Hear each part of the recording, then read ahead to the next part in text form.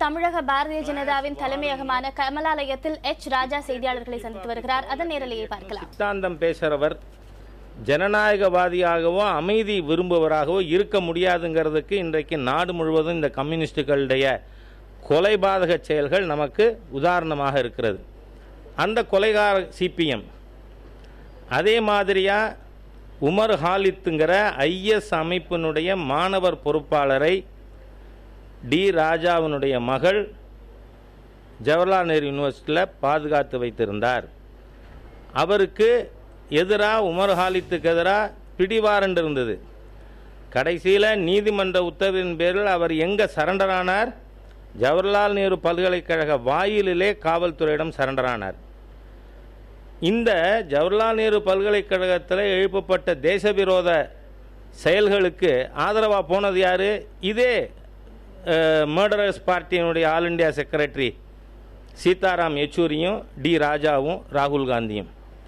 ஆகவே கம்யூனிஸ்டுகள் என்று சொன்னாலே நாட்டிற்கு விரோதமாக ஜனநாயக விரோதமாக கொலைபாதக செயல்களில் வன்முறை செயல்களில் பிரிவினைவாதத்தில் ஈடுபடுகின்ற தீய சக்திகள் என்பதற்கு பலவிதமான எடுத்துக்காட்டுகள் இது. இப்போ நான் சொல்கிறது எல்லாமே ஏதோ ஸ்டாலின் லெனின் காலத்தில் ரஷ்யாவில் நடந்த படுகொலைகளை பேசலைன்னா, இல்லை சீனாவில் டைனானமன் ஸ்கொயரில் 10,000 கல்லூரி மாணவர்கள் அவர்கள் கருத்துரிமை கேட்டு போராடினதுனால ஒரே இடத்துல 10,000 students where guild.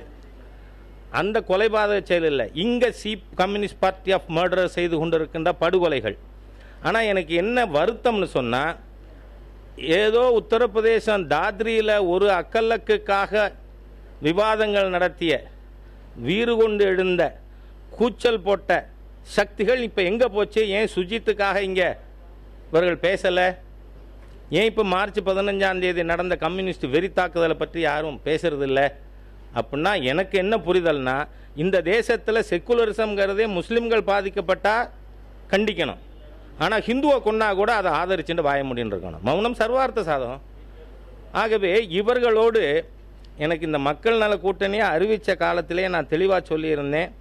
I am very happy that I would be proved prophetic. மக்கள் நல கூட்டணின்னு ஒன்று தேர்தல் நேரத்தில் இருக்காது. இதை நான் பல மாதங்களாக சொல்லி கொண்டு இருக்கேன். அவர்கள் ஆரம்பித்ததுலேருந்து 8 மாதமாக சொல்கிறேன், அப்படி ஒரு கூட்டணி எலெக்ஷன் பொழுது இருக்காது. நல்ல வேளையாக நண்பர் வைகோ அவர்கள் அதில் இருக்கிறதுனால அது நம்ம சொன்னது நடக்கும்னு நினைக்கிறேன் நான். ஏன்னா Vaiko is always a destabilising element in Tamil Nadu politics. நீங்கள் பார்த்தா 2001 தேசிய ஜனநாயக கூட்டணி பேச்சுவார்த்தைகள் நடந்து கொண்டு இருக்கும் பொழுது 2001 ஏப்ரல் மாதம் பேச்சுவார்த்தைகள் நெருங்கி வர்ற நேரத்தில் ஓரிரு தொகுதிகளுக்காக அவர் உணர்ச்சி வசப்பட்டு அன்றைக்கி என்டிஏலேருந்து வெளியேறினார். அதுக்கப்புறம் மதிமுகவினுடைய பாதையே மாறிப்போச்சு. அதே மாதிரியாக சென்ற பாராளுமன்ற தேர்தலில் வண்டலூருக்கு பிரதமர் வரும்பொழுது திடீர்னு வரமாட்டேன்னார். இப்போ நேற்றைக்கு முதல்ல விஜயகாந்த் அவர்களை நாங்கள் முதல்வர் வேட்பாளராக ஏற்றுக்க தயார்னு எல்லாருமே சொன்ன பிறகு நேற்றைக்கு அது முடியாது அப்படின்னு பேசியதன் மூலம் இன்றைக்கு மக்கள் நல கூட்டணியிலே ஒரு மிகப்பெரிய ஒரு கொந்தளிப்பும் சிபிஎம் பற்றிய சந்தேகங்களும் எழுந்திருக்கின்றன. அதனால் இன்னும் 60 நாள் இருக்குது போலிங்க்கு.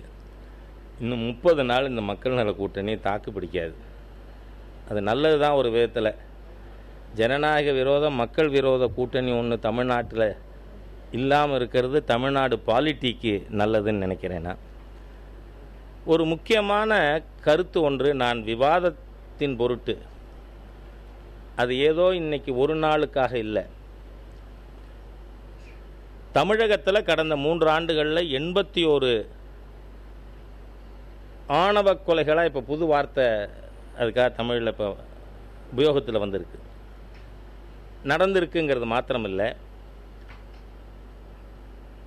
இதுவரை தாழ்த்தப்பட்ட மக்களுக்கு, எஸ்சி மக்களுக்கு, பட்டியல் வகுப்பினருக்கு எதிராக நடந்த குற்றங்களிலே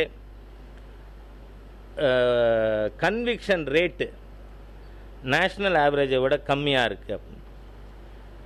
ஆனால் அரசியலில் தமிழ்நாட்டுக்குன்னு ஒரு சிறப்புன்னு சொன்னால் ஒரு சமுதாய புரட்சி, சமூக நல்லிணத்துக்கான துவக்கம்,